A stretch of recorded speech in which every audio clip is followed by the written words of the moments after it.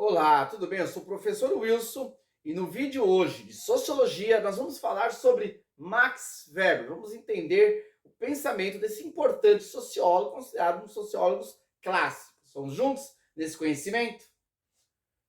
Max Weber vai destacar a questão da cientificidade. Para ele, a ciência ela vai trazer luz ao conhecimento, ela vai analisar o objeto, aquilo que faz parte da sociedade e trazer clareza de informação sobre determinado sujeito. Nesse caso, ele vai apontar também na questão de que essa pesquisa científica ela precisa ser direcionada em um determinado aspecto. Não podemos julgar e concluir sobre um determinado objeto a partir de um simples ou de apenas um aspecto. Existem vários aspectos que podem ser observados dentro de um sujeito. Nesse caso, ele vai apontar a questão da Reforma Protestante, um movimento histórico que, ao ser analisado, nós podemos ver dentro do movimento da Reforma Protestante a questão política, a questão religiosa, o aspecto social, também podemos analisar o aspecto educacional. Percebe que são vários aspectos para analisar um objeto que está realmente sendo analisado de várias vertentes. Max Weber vai pensar diferente do seu contemporâneo Émile Durkheim, que entendia que existia na sociedade um fato social, que seria uma força, um objeto que proporcionava às pessoas as ações. Já o Max Weber vai pensar diferente.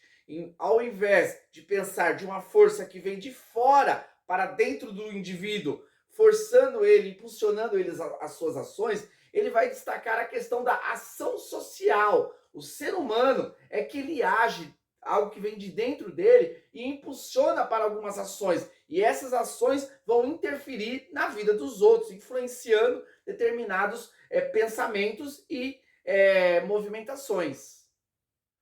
Ao analisar essas ações sociais, ele vai entender que os seres humanos eles vão proporcionando através das suas relações diversas ações. Porém, ele vai pensar que é necessário entender o que seria a ação social ideal. Existe um padrão estabelecido.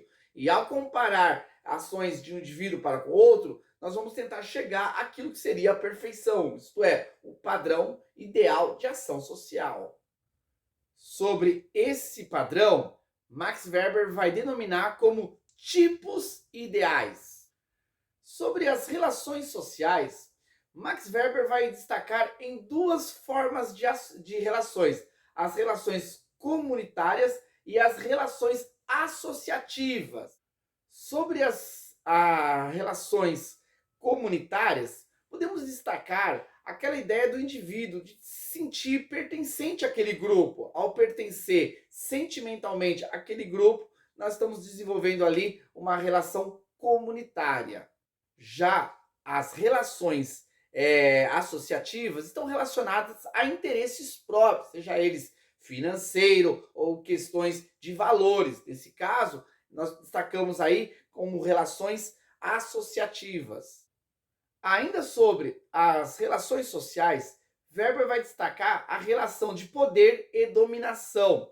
Sobre o poder, algo que é exercido com força na sociedade, ele vai caracterizar como dominação carismática, dominação tradicional e dominação legal.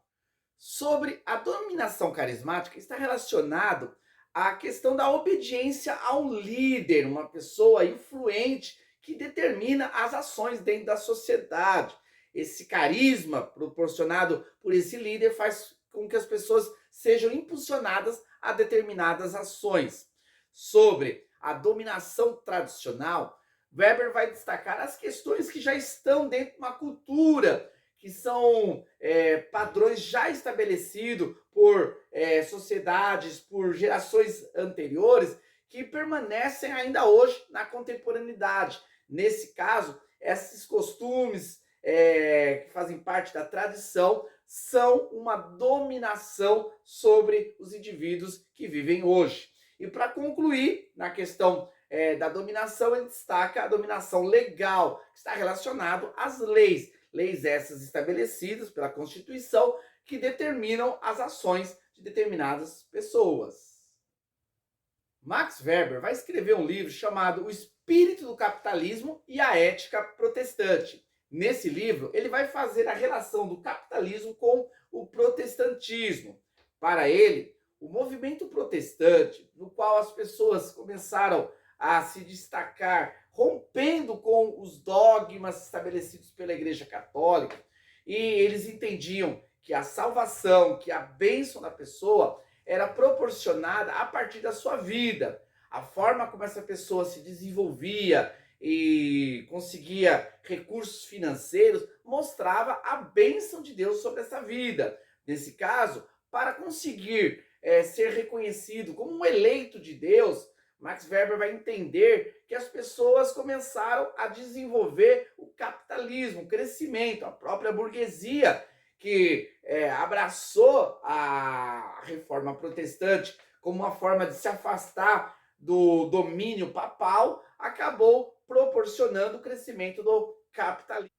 Ainda nesse mesmo pensamento, Max Weber vai entender a questão da racionalização e o desencantamento do mundo, com o crescimento da reforma protestante, como forma de romper com a Igreja Católica e os dogmas e aquela ideia de uma revelação espiritual que era dada somente ao Papa, e também com o surgimento do movimento chamado Renascimento, o homem vai agora se racionalizar, ele vai se afastar das crendices religiosas e vai começar a seguir a sua própria razão. Nesse caso, ele vai ter um desencantamento daquelas ideias imaginadas, criadas pela mitologia e pela religião, sem uma fundamentação concreta. É importante destacar que Max Weber ele vai fazer a sua análise. Isso, na realidade, não aponta o que realmente é a igreja cristã e o protestantismo. A sua leitura parte de uma ideia sociológica, que não é também realmente compreendido pelos teólogos, estudiosos de Calvino, os estudiosos dos reformadores, vão compreender de uma forma diferente e vão refutar o pensamento de Max Weber. É isso aí. Terminamos aqui a nossa explanação sobre Max Weber, o sociólogo. Espero que vocês tenham curtido e aguardo vocês para a nossa próxima videoaula. Até mais!